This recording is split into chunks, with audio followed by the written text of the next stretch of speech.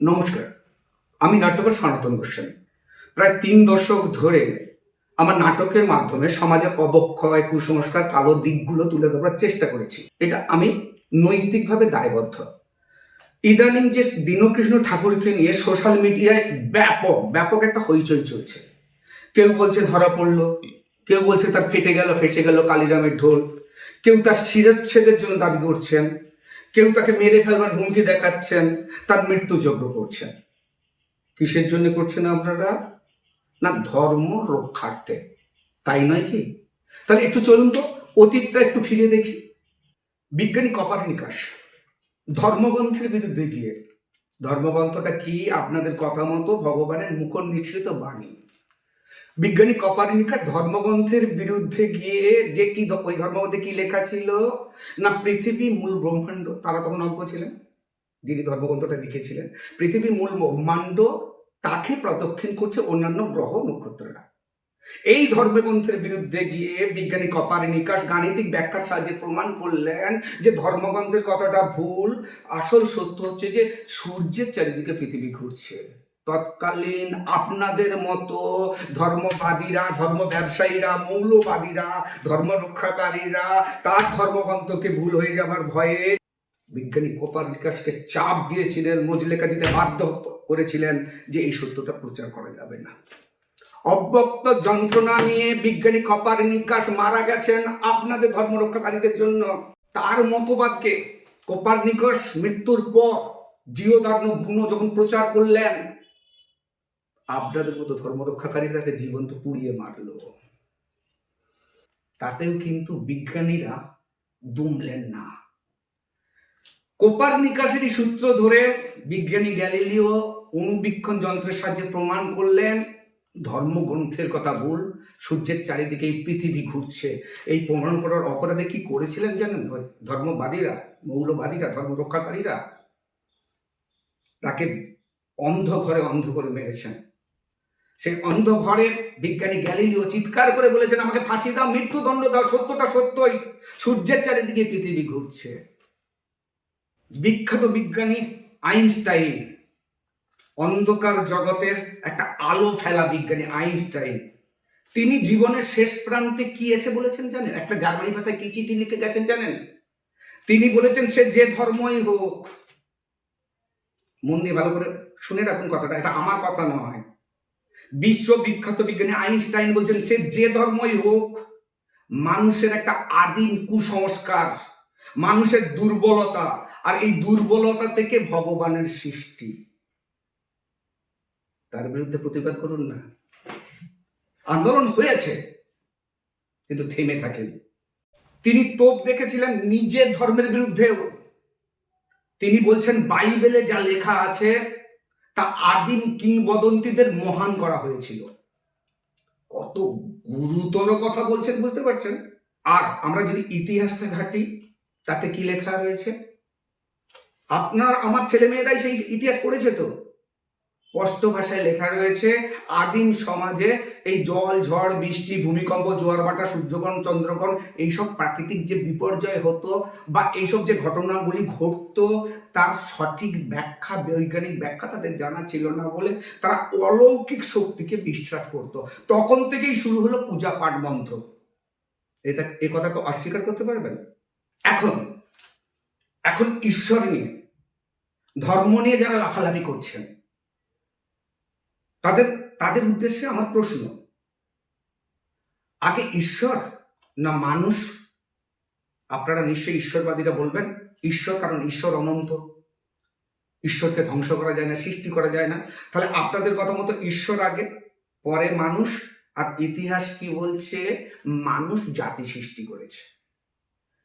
তাহলে যদি আগে ঈশ্বর হয়, পরে যদি মানুষ বা জাতি হয়, তাহলে বিভিন্ন জাতি, বিভিন্ন সম্প্রদায়, এত দেবতা এলো কোথা থেকে? জাতি সৃষ্টির পরে দেবতা জন্মেছিলেন?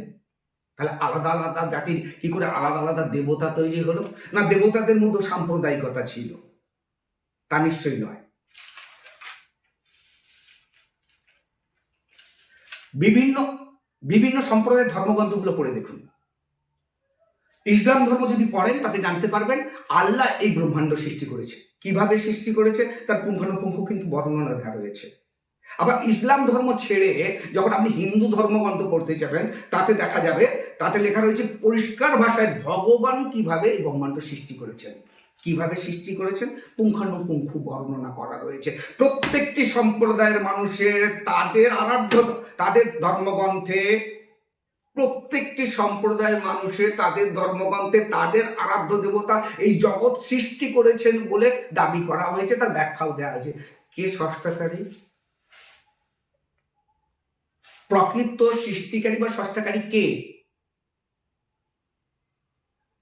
পৃথিবীতে সূর্য একটা উজ্জ্বল নক্ষত্র, এটা তো ধ্রুব সত্য, গোটা পৃথিবীর মানুষ জানেন। তাহলে প্রকৃত স্রষ্টাকারী কে? তার এই যুক্তি দ্বারা এটা প্রমাণিত নয় বিভিন্ন সম্প্রদায়ের মানুষ বিভিন্ন পরিবেশ পরিস্থিতিতে তাদের স্বার্থ ক্ষমতা কায়েম করবার জন্য ভিন্ন ভিন্ন দেবদেবী কাল্পনিক সৃষ্টি করেছেন, আর সেই দেবদেবীকে সত্য প্রমাণ করবার জন্য ভিন্ন ভিন্ন ধর্মগ্রন্থ লিখে রেখে গেছেন মানুষই, যাকে সত্য ভেবে পরস্পরের প্রতি আক্রমণ চালাচ্ছি, দাঙ্গা হাঙ্গামা বাঁধাচ্ছি। আচ্ছা, যদি তাই না হয়, সূর্যগ্রহণ, চন্দ্রগ্রহণ, জোয়ার ভাটা, এই ভূমিকম্প আমাদের ধর্মগ্রন্থের বইগুলিতে লেখা রয়েছে কিভাবে সংগঠিত হয়। সূর্যগ্রহণ, চন্দ্রগ্রহণ, রাহু নামক রাক্ষসের ক্ষুধা নিবারণ করার জন্য ধর্ম রক্ষাকারীরা কোনটা সত্য? আপনাদের সিলেবাসে কি পড়াচ্ছেন? জোয়ার ভাটা কি করে হয়, সূর্যগ্রহণ কি করে হয়, চন্দ্রগ্রহণ কি করে হয়? আপনাদের ধর্মগ্রন্থের কথাগুলো যদি সত্য, তাহলে সেই সত্য সিলেবাসে পড়ানো হোক। জানেন, আচার্য বিজ্ঞানী প্রফুল্লচন্দ্র রায় জীবনের শেষ প্রান্তে এসে সত্য অসত্য একটা প্রবন্ধে কি আক্ষেপ করেছেন জানেন?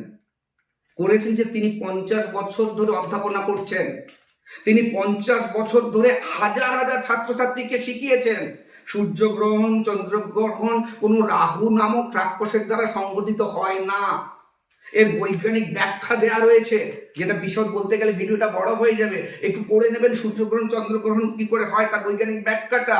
তিনি বলছেন ছাত্ররা পড়লো, বুঝলো, লিখলো, পরীক্ষায় পাশও করলো, কিন্তু বাস্তবে যখন সূর্যগ্রহণ চন্দ্রগ্রহণ হচ্ছে তখন মূর্খেদের মতো খোল খড়তাল নিয়ে তিনিও সেই সূর্যগ্রহ বা চন্দ্রকে রাহু মুক্ত করবার জন্য প্রার্থনা করছেন। তিনি বলছেন মূর্খের কথা বলছি না, তারা যুক্তি জানে না, সত্য জানে না, শিক্ষিত কথা বলছি। যে শিক্ষিত জাতি সত্য স্বীকার করতে পারে না, সে জগতের নিকট কি করে মাথা তুলে দাঁড়াবে তা ভাবনার অতীত বলে আচার্য প্রফুল্লচন্দ্র রায় তিনি আক্ষেপ করেছেন। আজ আমরা যে কোনো সম্প্রদায়ের মানুষই হই না কেন, যে ধর্মের মানুষই হই না কেন, প্রত্যেক ধর্মে আমাদের ধর্ম রক্ষা করার নামে আমরা বিভিন্ন মানুষের উপর নির্যাতন করছি, বিভিন্ন সম্প্রদায়ের ঘরবাড়ি জ্বালাচ্ছি। আমরা যা করছি তা ভেবে করছি তো? আমার মনে হয় একটু ভেবে করিনি, আমাদের মস্তিষ্কে সে ভাবনাই নেই। প্লিজ এই দোষটা আবার আমাকে দেবেন না যে আমাদের মস্তিষ্কে সেই ভাবনাটা নেই। একটা দেশের পরিসংখ্যান বলছে 100 জন মানুষের মধ্যে 96 জন মানুষ নাকি তাদের মস্তিষ্ককে কাজে লাগায়নি। লোকে বলছে সেও করছে, লোকে করছে সেও করছে, সে বই পড়েছে সেও পড়ছে। তাহলে মাত্র 4 জন মানুষ নাকি মস্তিষ্ককে খাটায়। আবার এই দেশে একটা পরিসংখ্যান বলছে আমাদের দেশের নাকি 87.7% মানুষ শিক্ষিত। আনন্দের বিষয়, গর্বের বিষয়। আবার লজ্জার বিষয় কি জানেন? এই দেশের সমীক্ষায় বলছে ওই 82% মানুষ নাকি যে শিক্ষা গ্রহণ করেছিল সেই শিক্ষাকে কোনো কাজে লাগাতে পারেনি। অতীতকাল থেকেই যেসব সমাজ সংস্কারক এই ধর্মের গোড়ামির বিরুদ্ধে মুখ খুলতে চেয়েছেন তাদেরই জীবনে নেমে এসেছে বিভীষিকা, অন্ধকার, প্রাণ ত্যাগের হুমকি, দেশ ত্যাগের হুমকি, শিরচ্ছেদ করার হুমকি। রাজা রামমোহন রায় যখন সতীদাহ প্রথা বিলোপ করবার চেষ্টা করছেন, আপনাদের মতো ধর্মরক্ষাকারী মানুষরা তাকে শারীরিক মানসিক নির্যাতন করছেন, নিগ্রহ করছেন, সেই প্রথা কিছু তাকে বিলোপ করতে চাইছিলেন না। বিদ্যাসাগর যখন বিধবা বিবাহ আইন প্রচলন করতে চলেছিলেন, বাল্য বিবাহ রদ করতে চলেছিলেন, আপনাদের মতো মানুষরাই তাকে বাধা দিয়েছিলেন, জনমত তৈরি করেছিলেন। তার পক্ষে মাত্র সই পড়েছিল 886টি, যদি খুব ভুল না করে থাকি। ব্যাপক সংখ্যের মানুষ আপনারা বিরোধিতা করেছেন। সংবিধান প্রণেতা আম্বেদকর শুধুমাত্র নিচু জাতির জন্য কম নির্যাতিত হয়নি ওই ধর্ম রক্ষাকারীদের দ্বারা। এরকম হাজার হাজার উদাহরণ আছে। আজকের দিনে নূর আসাদরা, দীনকৃষ্ণ ঠাকুররা যখন এই প্রতিবাদ করতে চাইছেন, ধর্মের গোড়ামি নিয়ে মুখ খুলতে চাইছেন, তাদেরও জীবনে নেমে আসবে বিভীষিকা, অন্যায়, অত্যাচার, ঘর বাড়ি জ্বালানো, মারধর করা। তসলিমা নাসরিন তো তার মধ্যে অন্যতম। দেশ ত্যাগ করেই তাকে লুকিয়ে বেড়াতে হচ্ছে। আপনারা ধর্ম রক্ষাকারীরা, আমি বলছি দীনকৃষ্ণ ঠাকুর, নূর আসাদ, তসলিমা নাসরিন এরা অপমান করছেন। কাকে অপমান করছেন? ধর্মগ্রন্থকে। কাকে অপমান করছেন? প্রত্যক্ষ বা পরোক্ষভাবে ভগবানকে। আরে মশাই, আপনারা তো ভগবানকে শ্রেষ্ঠ স্রষ্টা, শ্রেষ্ঠ বিচারক বলে মানেন। আপনারাই তো কথায় কথায় বলেন যে সব বিচার তিনি করবেন। তো খোদার বিচার বা ভগবানের বিচার তার উপর ছেড়ে দেন। কেন রাস্তাঘাটে তাকে নিয়ে নির্যাতন করছেন, নিগ্রহ করছেন? খোদার উপর কেন খোদগিরি করছেন? আপনাদের ধর্মেই তো, আপনাদের ভগবানই তো শ্রেষ্ঠ বিচারক। তিনি অপমান করছেন, তিনি তার শাস্তি দেবেন। তা না করে কি করছেন? ভীরু কাপুরুষের মতো কিডন্যাপ করছেন, এক শ্রেণীর মানুষ তাকে নিগ্রহ করছেন, পুলিশ তাকে রেস্কিউ করতে হচ্ছে, ভিডিওতে স্পষ্ট শোনা যাচ্ছে আপনারা নাকি ধর্ম রক্ষাকারী, মুখে অশ্রাব্য গালিগালাজ দিয়ে তাকে বলতে বলতে নিয়ে যাচ্ছেন ড্যাশ চল ড্যাশ চল। হরিনামের পরিবর্তে আপনাদের মুখ থেকে নোংরা নোংরা শব্দ বেরোচ্ছে। পরিশেষে বলি, আমি একজন বৈষ্ণব সন্তান। নাম শুনে বুঝতে পারছেন, সনাতন গোস্বামী। আমার বাবার শিষ্য ছিল অনেক, তার সাথে আমি গেছিলাম। গিয়ে বিভিন্ন বুড়িমারা, ঠাকুমার বয়সী, মায়ের বয়সী, বাবার বয়সী, দাদুর বয়সী মানুষরা আমার পা ছুঁয়ে প্রণাম করছেন। কোনো কোনো বৌদিরা আবার চুল দিয়ে পা গুছিয়ে দিচ্ছেন। আমি সেটা না নিয়ে সরে গিয়ে প্রশ্ন করছেন, মাথা এটা করছেন কেন? তারা বলেছিলেন ছোট তুলসী পাতা বড় তুলসী পাতা দুটোই নাকি সমান। আমার গলায় পৈতে আছে। এই পৈতেধারী মানুষদেরকে সম্মান করতে হবে। পৈতেধারী লোকই সেসব কথা লিখে গেছেন। আরে মোর বৈষ্ণব গোসাই, ঘোর কলি তোরাইতে আর কেহ নাই, ঈশ্বরের বাণী নয়। পৈতেধারীরাই ওই কথা আপনাদের মগজে ঢুকিয়েছেন। ওই পৈতের জন্য মায়ের সমান, ঠাকুমার সমান মানুষকে যদি আমার পা ধরতে হয়, সে পৈতেটাকে ফেলে দিলাম। 3 দশক ধরে আমি পৈতে ব্যবহার করিনি। ক্ষমা করবেন, আমি কোনো পৈতাধারী মানুষকে কোনো ভাবাবেগে আমি আঘাত করতে চাইছি না। আমি ফেলেছি এই কারণে, কারণ আমি ছোটবেলায় তীরত্ন কবিতা থেকে জেনেছিলাম, 3 হতে যেবা তৃণতর, দিন হতে যেবা দিনতর, সেই হয় পরম বৈষ্ণব। আমি সেই ধর্ম পালন করতে পারিনি বলে পৈতেটা ফেলেছি। আরেকটা কথা বলি, দীনকৃষ্ণ ঠাকুরকে সমর্থন করে না, 3 দশক ধরে আমি এসব কথাগুলো বলছি। আমি আমার মা বাবা মরলে কিন্তু তারা এখনো বেঁচে আছেন, আমি তাদের বলেছি তোমাদের সাধ্য শান্তিও করতে পারবো না, তোমাদের মুখে আগুন দিতে পারবো না। শুধু একটা জিনিস পারবো, তো যদি সম্ভব হয়, অর্থ যদি পারমিট করে, পাথরের মূর্তি করে আমার বিছানার পাশে তোমাকে রেখে দেবো। রোজ সন্ধ্যাবেলা একবার চোখের জল ফেলবো, তোমাকে মিস করব। এবার আপনারা বিচার করুন, দীনকৃষ্ণ ঠাকুর ঠিক না ভুল। দায়িত্বটা আপনাদের উপর। নমস্কার।